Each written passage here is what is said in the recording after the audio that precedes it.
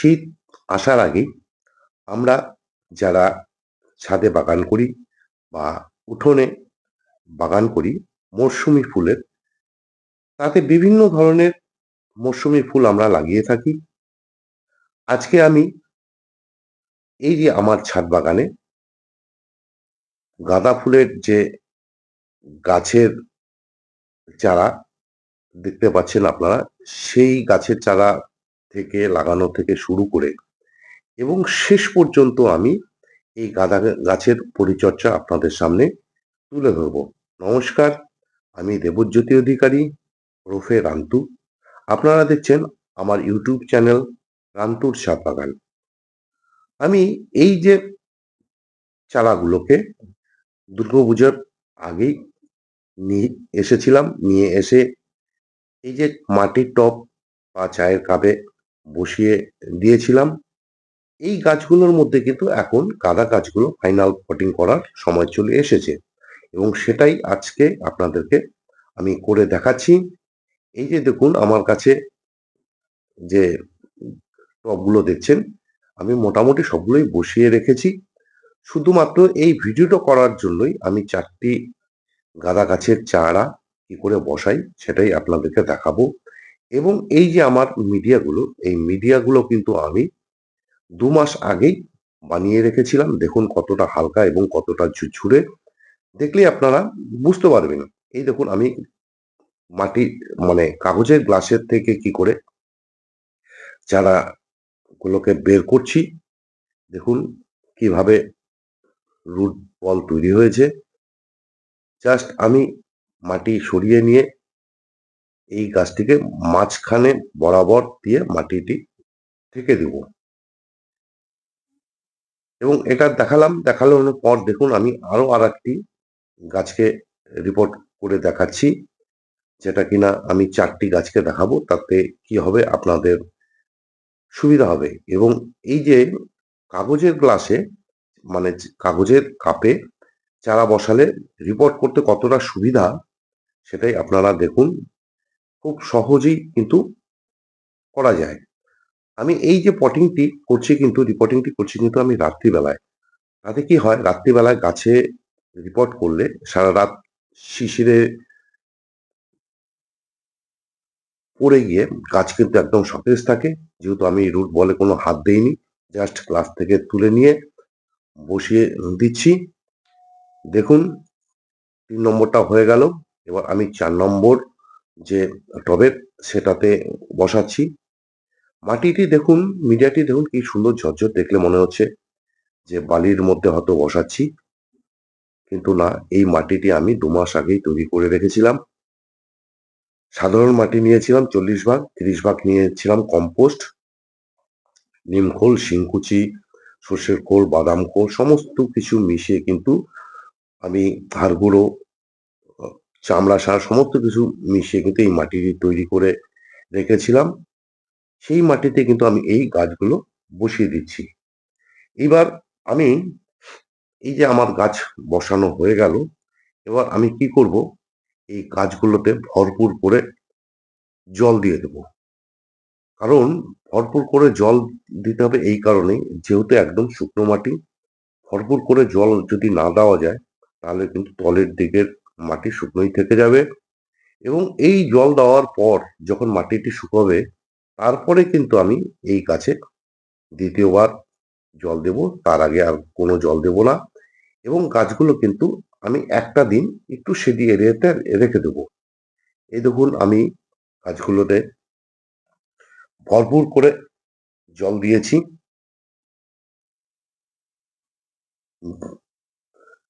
এবং এই জলটি টেনে যাওয়ার পর ৩য় বার কিন্তু আমি আরো আরেকবার দিয়েছি যেন ড্রেনেজ হোল দিয়ে জল বেরিয়ে যায়। ঠিক ২০ দিন পরে এই গাছগুলোর দেখুন চেহারাটা ঠিক এই অবস্থায় নিয়ে নিয়েছে। এখন আমি কি করছি সেটাই আপনাদের সামনে তুলে ধরছি। আমি কিন্তু এই যে চারা অবস্থা থেকে এই অবধি কিন্তু আমি এই গাছে ৫ লিটার জলে ৫ গ্রাম ইউরিয়া এবং ৫ গ্রাম ১২৬১ শূন্য আমি কিন্তু প্রতি সপ্তাহে একবার করে দিয়ে গিয়েছিলাম, যার জন্য দেখুন গাছগুলো কি সুন্দর ঝকঝকে একদম সবুজ কালো বর্ণের তৈরি হয়েছে। এরপরে আমি এই যে গাছের যা পরিচর্যা বলতে ওই খাবারটি দিয়ে গেছি, আর প্রতি সপ্তাহে কিন্তু আমি এই গাছগুলোতে কীটনাশক যে কাকা সেটা কিন্তু স্প্রে করে গেছি। তার কারণ হচ্ছে, স্প্রে করার উদ্দেশ্য হচ্ছে এই গাঁদা গাছে একমাত্র মাকড় ছাড়া আর কোনো পোকা কিন্তু ধরে না। এই মাকড়ই হচ্ছে এই গাঁদা গাছের প্রধান শত্রু। তাই প্রতি সপ্তাহে নিয়ম করে কিন্তু আমি কাকা ফাঙ্গিসাইডটা ব্যবহার করে গেছি। গাঁদা ফুলের গাছ, এই গাছগুলোকে থেকে কিন্তু আমি এখনই ফুল নেব না, এবং এই গাঁদা গাছগুলোকে আরো সুন্দর ঝাড় বানাতে গেলে কি করতে হয় সেটাই আমি আপনাদের সামনে এখন করে দেখাবো। এই দেখুন, এই যে গাঁদা ফুলের যে কুড়িগুলি আমি কিন্তু সব কেটে দেবো। একটাও ফুল আমি এখনো এই গাঁদা গাছ থেকে নেব না। আমি একদম নভেম্বর মাস পর্যন্ত আমি এভাবে গাঁদা গাছের কুড়ি কেটে যাব।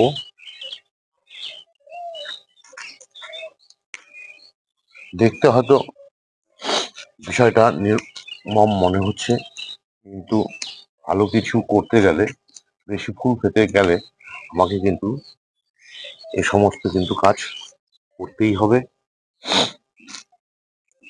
কারণ আমি এখনই যদি এই গাছের থেকে ফুল নেই তাহলে কি হবে, আমি খুব কম পরিমাণে ফুল পাবো। যে কটা কুড়ি দেখছেন এই কটা কুড়ি থেকে আমি ফুল পাবো, কিন্তু এই যে আমি মনে করুন এই যে মনে করুন এখান থেকে কাটলাম, কাটার পর কিন্তু এখান থেকে কিন্তু আরো 4টে ডাল বেরোবে। 4টে ডাল বেরোনো মানে হচ্ছে 4টে শাখা, মানে 4টা কুড়ি বেরোনো।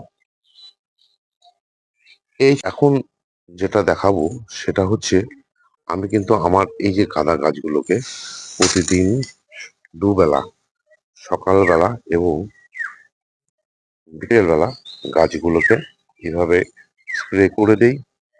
স্প্রে করে দিলে কি হয়, এই গাছের মধ্যে একটাই মাত্র পোকা লাগে, সেটা হচ্ছে মাকড়। সেটা মাকড় কিন্তু থাকে না, চলে যেতে বাধ্য হয়। এছাড়া তো প্রতি সপ্তাহে আমি কীটনাশক দিয়ে থাকি, কাকাটাই বেশিরভাগ দেই। আপনারা কাকার সাথে তিতাটাও দিতে পারেন। এই ছিল আমার এই যে গাঁদা ফুলের গাছের সকালবেলার পরিচর্যা। তাছাড়া এই যে স্প্রে করাতে গাঁদা গাছে কিন্তু এখন আর কোনো জল দেবার প্রয়োজন পড়বে না, কারণ সারা রাত শিশিরে গাছের মাটি এমনি ভিজে আছে, আমাদের স্প্রে করে দিলাম। এরপরে যখন গাঁদা গাছের মাটি শুকিয়ে যাবে তারপরে কিন্তু আমরা গাছটিতে জল দেব। কারণ গাঁদা গাছে খুব একটা বেশি জল দিতে হয় না, বেশি জল দিলে গাছের রুটের মধ্যে ফাঙ্গাস লাগে। যেহেতু গাঁদা গাছে আমি কোনো রকম ফাঙ্গিসাইড ব্যবহার করি না, সুতরাং এই সমস্ত জিনিসগুলি আমাকে অবলম্বন করে চলতে হয় বা মেনে চলতে হয়। এই যে আমার গাঁদা গাছগুলো, এই গাঁদা গাছের ভিডিও আপনারা সকালেই পেয়েছিলেন আজকে। সেই ভিডিওতে আমি দেখিয়েছিলাম এই গাঁদা গাছের থেকে অতিরিক্ত ফুল এবং প্রচুর ঝাড় বানাতে যে টিপসটি আপনাদেরকে দিয়েছিলাম, সেটি দেওয়ার পর এই মুহূর্তে আপনাদেরকে প্রচুর ফুল এবং এই যে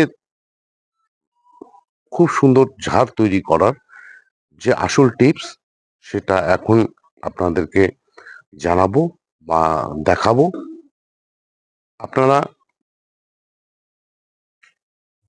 জানেন যে আমি গাছ যখন করি, যে গাছটা করি সেই গাছটাকে আমি খুব ভালো ঝাড় তৈরি করি। এটাই হচ্ছে আমার একটা দিক। এতে আমাকে অনেক নিষ্ঠুর হতে হয়, আপনারা দেখেছেন যে আমি আমার এই যে গাঁদা গাছের কড়িগুলো সব কেটে ফেলেছিলাম। কেটে ফেলার পর এই গাঁদা গাছের থেকে এই গাঁদা গাছগুলোকে কিভাবে ঝাড় তৈরি করতে হয় তার একটা নতুন টিপস আপনাদের সামনে আমি নিয়ে আসছি।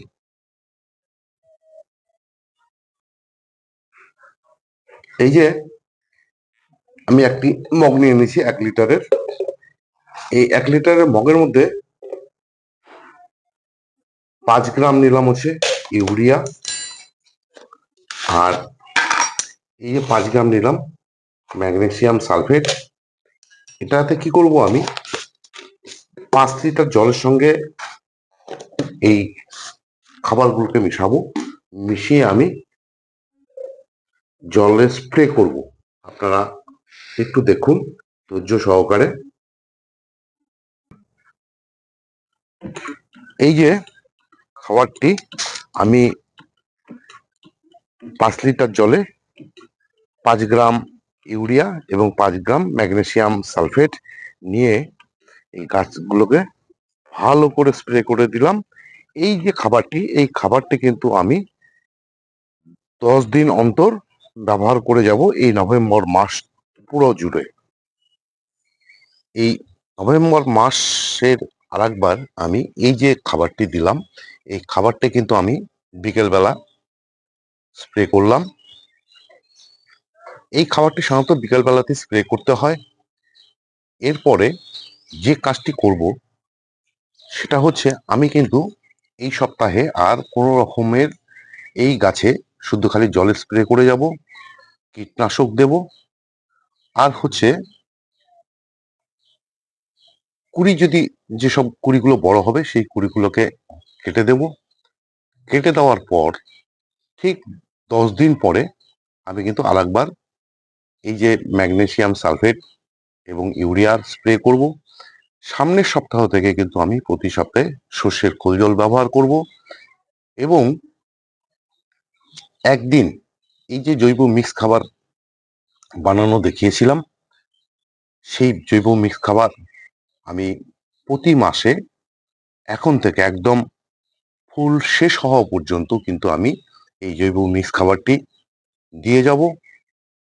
এরপর যখন আমি ডিসেম্বর মাসে এই গাছের থেকে ফুল নিব, সে সময় আমি একবার 5 গ্রাম সিঙ্গেল সুপার ফসফেট এবং 2 গ্রাম লাল পটাশ, যেটাকে মিউরেট অফ পটাশ বলে, সেই পটাশটি আমি এই গাছের গোড়ায় মানে টবের চারপাশ দিয়ে দিয়ে দেব।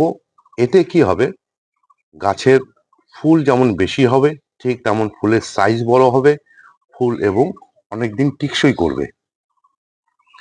এই ছিল আমার এই গাঁদা গাছের উপরে টোটাল পরিচর্যা, মানে শুরু থেকে শেষ পর্যন্ত। আপনারা যদি আমার এই টিপসগুলি গ্রহণ করেন তাহলে হয়তো আপনাদেরও গাছ সব থেকে সুন্দর হবে এবং প্রচুর পরিমাণে ফুল ফুটবে। এই ছিল আমার গাঁদা গাছের উপরে পরিচর্যা। যদি ভালো লেগে থাকে তাহলে একটা লাইক দেবেন, কমেন্ট করবেন। আমার এই যে চ্যানেল প্রান্তুর ছাদ বাগান, সেই চ্যানেলটিকে সাবস্ক্রাইব করবেন। নতুন বন্ধুদেরকে সাদর অভিনন্দন জানাচ্ছি। আপনারা যারা আমার এই ভিডিও দেখছেন, আপনাদের কাছে বিশেষ অনুরোধ করব, আপনারা আমার এই যে চ্যানেল প্রান্তুর ছাদ বাগান, এই চ্যানেলটিকে সাবস্ক্রাইব করবেন। আর পুরনো বন্ধু যারা রয়েছেন তাদেরকে অসংখ্য ধন্যবাদ আমার পাশে থাকার জন্য, আমার সঙ্গে থাকার জন্য। আজ তাহলে আসি, সবাই ভালো থাকবেন, সুস্থ থাকবেন, সবুজের সাথে থাকবেন। ধন্যবাদ।